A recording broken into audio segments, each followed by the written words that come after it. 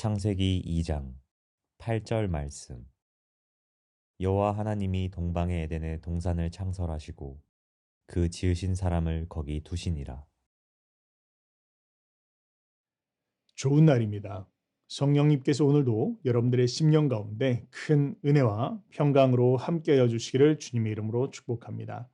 우리는 지금 2022년을 시작하면서 올해를 하나님의 임재를 추구하는 해가 되자라는 그런 주제를 가지고 함께 은혜를 나누고 있습니다. 아, 여러분 올 한 해를 지금 이제 시작하는 시점인데요. 많은 분들이 올 한 해를 돌아보면서 '나는 어디를 갈까? 또 나는 무엇을 할까?' 많은 아마 이런 고민들을 또 이런 계획을 하고 계실 것입니다. 자 그런데요. 우리가 어디로 가야 될지 무엇을 해야 될지 그것보다 우리에게 먼저 생각해야 될 것, 먼저 고려해야 될 부분들이 있다라는 것. 그것을 오늘 저는 여러분들과 함께 생각해 보기를 원합니다. 여러분 마치 우리가 옷을 입을 때 첫 번째 단추, 첫 단추를 제대로 잘 껴야 마지막까지 잘 마지막 옷을 단추를 꼈을 때 옷의 그런 모양이 잘 나는 것처럼 우리가 우리 하루의 인생 한 해의 그런 시작을 제대로 잘 해야만 올 한 해를 마치면서 나의 인생이 이 나의 한 해가 정말 바르게 의미 있게 보내졌구나라는 것들을 우리는 돌아볼 수 있게 될 것입니다. 그런 의미에 있어서 그 다른 어떤 것보다 우리가 먼저 고민해야 되고 또 먼저 생각해야 될 부분들을 우리가 바르게 놓는 것은 굉장히 중요하겠죠. 그래서 오늘 여러분들과 함께 그런 첫 시작에 대한 부분들, 우리가 먼저 생각해야 될 것을 한번 나눠 보기를 원합니다. 자, 그런 의미에 있어서요. 오늘 저는 여러분들과 함께 창세기를 한번 살펴볼 건데요. 창세기 1 장, 2장 그리고 3장 이 부분만 한번 짧게 한번 생각해 볼 것입니다. 창세기는요. 시작을 설명해 주고 있는 책입니다. 세상에 있는 그 모든 것의 시작이 사실은 창세기에 전부 다 기록되어져 있습니다.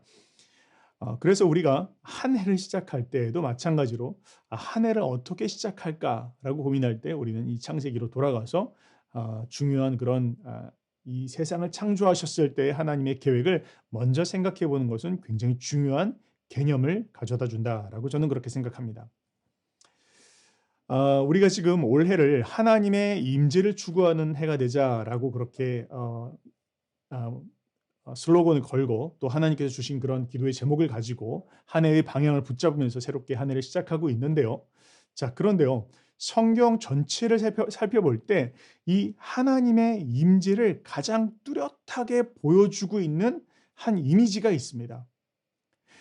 그것이 어디에 나와 있냐면 바로 에덴 동산에 나와 있습니다.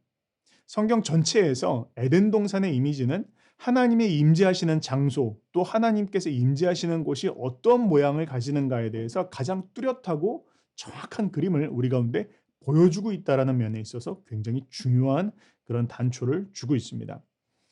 창세기 2장 8절은 이렇게 시작을 합니다. 여호와 하나님이 동방의 에덴에 동산을 창설하시고 그 지으신 사람을 거기에 두시니라 그렇게 이야기하고 있습니다. 자, 여러분은 에덴 동산 하면 무엇이 떠오르세요? 어떤 분들은 이 에덴 동산 하면 뭐 선악과가 떠오른다라는 분도 계시고 또 아담과 하와가 떠오른다는 분들도 계시고 또 여러 가지 그런 생각들을 하게 되는데요. 우리가 성경 전체의 맥락에서 만약 에덴 동산을 보게 된다면 에덴 동산이 가지고 있는 그 중요한 의미, 특별한 의미가 있다라는 것을 깨달을 수 있습니다. 하나님께서는 에덴 동산을 지으시고 그곳에 하나님께서 사람을 두셨다 그렇게 이야기하고 있어요. 아담과 하와를 그곳에 두신 것입니다. 그러니까 에덴 동산의 첫 번째 목적은 뭐냐면 하나님께서 아담과 하와로 살 수 있는 집으로 그 장소를 에덴 동산을 주셨다라는 것을 우리는 알 수 있습니다. 자, 그런데요. 그 에덴 동산은 비단 그들만 사는 공간은 아니었습니다. 에덴 동산의 성경 전체의 맥락에서 봤을 때의 의미는 하나님께서 아담과 하와와 함께 동거하는 또 함께 거하시면서 그곳에서 함께 아담과 하와와 함께 교제하시면서 살아가시는 공간, 하나님께서 임재하시는 장소, 그곳으로 에덴 동산은 묘사되어지고 있다는 것을 우리는 알 수 있습니다. 창세기 3장 8절에 보면 이런 이야기가 나와요. 그들이 그날 바람이 불 때 동산에 거니시는 여호와 하나님의 소리를 듣고라고 그렇게 표현되어져 있습니다. 자, 그런데 여기서요. 이 거니시는이라는 그런 히브리어 원래적인 표현을 살펴보면 반복적인 습관적인 그런 행동을 묘사할 때 쓰여지는 그런 단어의 모양이라는 것들을 우리가 알 수 있는데요. 그 말이 의미하는 바가 뭐냐면 아담과 하와와 그리고 하나님은 마치 해가 뉘엿뉘엿지고 이제 저녁 바람이 선선할 때쯤 되면 하나님께서 에덴 동산을 함께 거니시면서 매일 그 시간 함께 거니시면서 대화를 나누시고 교제하시며 친밀한 관계의 그런 시간을 하나님께서 가지셨다라는 것을 의미합니다. 그러니까 에덴 동산은 어떤 곳입니까? 에덴 동산은 하나님께서 아담과 하와만 그냥 둘이 똑 떨어져 지내는 곳도 아니고 혹은 하나님만 혼자 계시는 그런 장소도 아니며 그곳은 하나님과 인간이 함께 공존하면서 그곳에서 함께 교제하시면서 또 친밀한 그런 관계 가운데 함께 교제하는 그런 공간으로 하나님께서 에덴이라는 곳을 지으셨다라는 것을 우리는 알 수 있습니다. 그런데 그 에덴이 어떤가에 대한 그 묘사를 살펴보니까요. 그 에덴은 하나님께서 물이 풍성한 곳이었다 그렇게 이야기하고 있습니다. 창세기 2장 10절에 보면 그곳에는 생명을 유지시켜 줄 수 있는 그런 물의 근원이 에덴으로부터 나왔다라는 것을 우리가 알 수 있어요. 여러분 우리가 물이 없으면 사람이 죽잖아요. 그런데 에덴 동산은 마치 그런 것처럼 물이 풍성하게 나와서 어디든 충만한 그런 충분한 물을 마실 수 있는 그런 장소였다라는 것을 성경은 또 묘사하고 있습니다. 뿐만 아니라 창세기 2장 9절에 보면 하나님께서 동산을 지으셨다라고 이렇게 얘기하는데 동산은 숲이 우거진 그런 장소를 이야기하는 것이죠. 어떤 사막이나 어떤 척박한 그런 곳이 아니라 그곳은 풀이 우거지고 또 나무와 아름드리 나무와 또 이렇게 수목이 우거진 그런 장소였다라는 것입니다. 정말 산소가 가득 차 있고 또 그곳에 있기만 해도 좀 살아날 것 같은 그런 어떤 상쾌한 분위기가 느껴지지 여러분 않으십니까? 그곳이 동산을 묘사하고 있는 그런 그림입니다. 또한 구절에 보니까 그곳에는 생명나무가 있었다라고 그렇게 이야기를 합니다. 사람들이 끊임없이 생명력을 공급받을 수 있는 나무가 있어서 사람들은 그 생명나무의 열매를 먹고 또 수목에 열려 있는 과실수의 열매를 먹으면서 충분히 살아갈 수 있는 그리고 하나님과 교제하면서 살아갈 수 있는 그런 장소로 에덴이 지어졌다라는 것을 우리는 알 수 있습니다. 자, 우리가 사실 이 에덴 동산이 어떻게 지어졌는지 그때 그 장소로 우리가 있지 않았기 때문에 이 성경에 나와 있는 묘사가 실제인지 혹은 상징인지 우리는 뭐 단정지어서 이야기할 수는 없을 것입니다. 그러나 이 창세기 1장과 또 2장이 우리 가운데 이야기해 주고 있는 명확한 그림은 무엇이냐면 바로 그 에덴 동산이 어떤 곳이었느냐라고 이야기할 때 그것은 하나님께서 임재하시는 곳이었고 또 하나님께서 임재하시는 곳이었기 때문에 생명이 넘치는 곳이었다라고 그렇게 묘사해 주고 있는 것입니다. 사랑하는 여러분, 하나님께서 함께 하시는 곳은 생명이 넘칩니다. 하나님은 생명의 근원이십니다. 하나님은 생명 그 자체이십니다. 때문에 우리가 하나님께서 그곳 가운데 함께 하시면 그곳은 하나님의 생명으로 넘쳐나는 것을 우리가 볼 수 있습니다. 자, 에덴은 바로 하나님께서 임재하시는 장소, 그로 말미암아 생명이 충만한 장소로 우리 가운데 그 그림을 한 가지 중요한 그런 이미지를 우리 가운데 전달해 주고 있습니다. 자, 그런데요. 하나님께서 그렇게 에덴을 지으신 후에 하나님은 그 에덴 동산에 사람을 두셨다라고 그렇게 성경은 이야기하고 있습니다. 자, 그러려면 우리는 먼저 하나님께서 인간을 지으셨을 때 그 인간의 독특한 위치, 그 위치에 대한 부분들을 생각해 볼 필요가 있는데요. 하나님께서는 인간을 지으셨을 때 하나님의 형상을 따라서 지으셨다 그렇게 이야기하고 있습니다.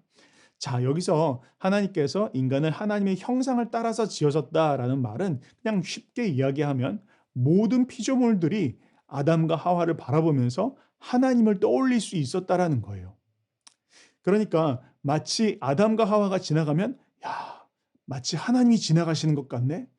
아담과 하와가 어떤 일을 하면 야, 마치 하나님께서 행하시는 것 같네. 아담과 하와가 어떤 이야기를 하면 야, 마치 하나님께서 말씀하시는 것과 같네. 라고 그렇게 느낄 수 있었다라는 것입니다. 또한 하나님께서는 아담과 하와를 대리자로 세우셨습니다. 즉 하나님께서 온 우주의 주인이시지만 그러나 하나님께서는 아담과 하와를 대리자로 세우셔서 그들을 통해서 하나님의 일을 행하셨다라는 것을 우리는 알 수 있습니다. 하나님은 영이십니다. 하나님은 보이지 않으세요. 그런데 하나님께서는 가시적인 존재 아담과 하와를 지으시고 그들을 통해서 하나님을 대리할 수 있도록 이 세상 가운데 하나님을 대리하는 존재로 그들을 지으셨다라고 성경은 이야기하고 있습니다. 심지어는 하나님께서는 아담과 하와를 하나님의 창조 사역 가운데 동참시키고 있는 그런 모습들을 볼 수가 있습니다. 창세기 2장 19절에 보니까 하나님께서 아담에게 무엇을 말씀하시냐면 아, 동물과 또 식물들의 이름을 지어주는 일들을 하나님께서 그에게 맡기셨어요. 여러분 어떤 피조물의 이름을 붙인다라고 하는 것은 마치 그것의 운명을 결정짓는다라는 것과 마찬가지입니다. 그 동물의 특성과 또 그것의 어떤 그런 앞으로의 운명을 바라보고 또 그의 역할을 바라보면서 그의 운명을 결정짓는 그런 마음으로 아담은 그에게 이름을 지어주는 그런 일들을까지 하게 되었습니다. 쉽게 이야기하면 하나님께서는 인간을 하나님의 통치의 대리자로서 하나님이 하시고자 하시는 일을 인간을 통해서 하게 하셨다라는 것을 우리는 볼 수가 있습니다. 자, 그런데요. 우리처럼 이렇게 연약한 인간이 어떻게 하나님의 그 놀라운 일들 가운데 쓰임 받을 수 있었을까요? 그 비결은 그들이 하나님과 동역했고 하나님과 함께 하나님의 임재 가운데 거했기 때문이다라는 것을 오늘 또 성경은 우리 가운데 이야기해 주고 있습니다. 아까 우리가 창세기 3장 8절에 읽은 것처럼 그들은 늘 하나님과 교제하는 삶을 살았습니다. 에덴에 있는 동안 하나님과 함께 대면해서 볼 수 있었고 하나님의 임재 가운데 거하고 있었고 하나님과 친밀한 관계 가운데 하나님께 물을 수 있었고 하나님의 뜻을 들을 수 있었습니다. 늘 하나님과 얼굴과 얼굴을 맞대는 그러한 시간을 그들은 가졌던 것들을 알 수 있습니다. 그것처럼 피조물에 불과한 인간이 하나님의 대리자로서 역할을 할 수 있는 비결이 무엇이냐라고 이야기할 때 그것은 하나님의 임재 가운데 거할 때 가능하다라는 것을 성경은 우리 가운데 이야기해 주고 있는 것입니다. 자, 그러면 이것이 무엇을 의미하는 것입니까? 하나님께서 에덴 동산을 지으시고 그리고 그곳에 하나님께서 인간을 두심으로 말미암아 하고자 하셨던 하나님의 원래의 계획은 무엇이었을까요? 그것은 하나님께서 온 세상을 마치 에덴처럼 만들고자 하시는 하나님의 계획이 있었다는 것을 이야기해 주고 있습니다. 자, 여러분, 우리가 창세기를 잘 한번 생각해 보면요. 에덴이 어디에 있었는지에 대한 것을 우리는 잘 관찰해 볼 필요가 있습니다. 흔히 우리가 에덴 동산이라고 이야기하면 사람들은 쉽게 그냥 이렇게 생각하죠. 하나님께서 세상을 창조하셨을 때 모든 세상이 에덴 동산이었다. 온 우주가 에덴 동산이었다. 이렇게 쉽게 생각을 합니다. 근데요, 그렇지 않아요.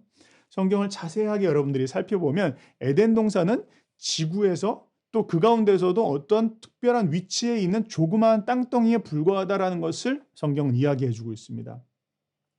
창세기 2장 8절이죠. 여호와 하나님이 동방의 에덴의 동산을 창설하시고 그렇게 나와 있습니다. 동방의 에덴이라는 곳에 동산을 창설하셨다. 그 말은 동방만 있는 게 아니라 서방도 있고 남방도 있고 북방도 있다는 거예요. 그런데 하나님께서 특별히 동방에 있는 에덴이라는 곳에 동산을 만드셨다. 그렇게 이야기하고 있는 것입니다. 그러니까 온 세상을 하나님이 지으셨지만 그러나 그 가운데 특별히 에덴이라는 곳에 하나님은 동산을 지으셨고 거기에 사람을 두셨다라는 것입니다.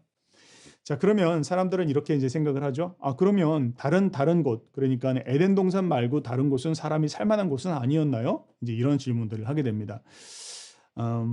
제 비유가 적절한지는 모르겠습니다. 그런데 이렇게 저는 생각을 합니다. 에덴 동산 이외의 다른 곳도 하나님께서 지으신 곳입니다. 그러나 그곳은 마치 미개발 지역과 같아요. 사람이 살 수 있는 지역입니다. 사는 것이 가능한 지역입니다. 그런데 아직 개발되어지지 않은 마치 그런 땅과 같다라는 것입니다. 그러면 에덴은 어떤 곳이었습니까?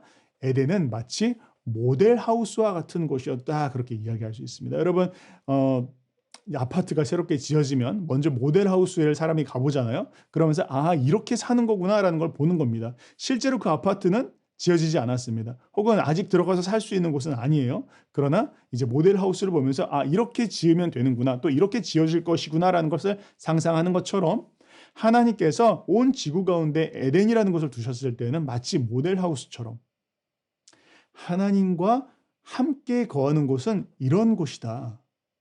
하나님과 함께 거하는 그런 모습은 이런 곳인데 나의 뜻은 이 에덴이 온 지구 가운데 온 세상이 마치 이 에덴처럼 되어지기를 바란다라는 것이 하나님의 뜻이었다라는 것입니다. 그래서 하나님께서는 인간에게 생육하고 번성해라, 땅에 충만해라, 땅을 정복해라 말씀하셨을 때 하나님께서는 인간들이 가는 곳마다 에덴과 같은 곳을 하나님께서는 세워가기를 원하셨던 것입니다. 하나님의 임재가 그곳에 있고 하나님과 교제하며 하나님 얼굴 앞에서 살아가는 곳이 온 세상이 될 수 있도록, 그래서 온 세상이 마치 에덴과 같더라. 그것이 하나님의 그림이었던 것입니다. 자, 사랑하는 여러분, 오늘 제가 이 말씀을 드린 이유는요. 우리가 이제 오늘 2022년 새롭게 시작하는 이 시점, 여러분 아마 내가 어디로 가야 될지 또 무엇을 해야 될지 이 부분을 두고 기도하고 계실 것입니다. 그런데요, 여러분 먼저 생각해야 될 것이 있습니다. 그것은 무엇이냐면 여러분 어디를 가든지 무엇을 가든지 그것보다 더 중요한 것은 하나님과 동행해야 한다는 것입니다. 어디로 가든지 무엇을 하든지 그것보다 중요한 것은 그곳이 하나님께서 임재하시는 곳이 되어야 한다는 것입니다. 그것이 교회이든 학교이든 직장이든 다른 나라이든 상관없이 여러분들이 가는 곳마다, 여러분들이 밟는 땅마다 그곳이 하나님께서 임재하시는 땅이 되어지기를 원하신다. 그것이 하나님의 뜻이라는 것입니다.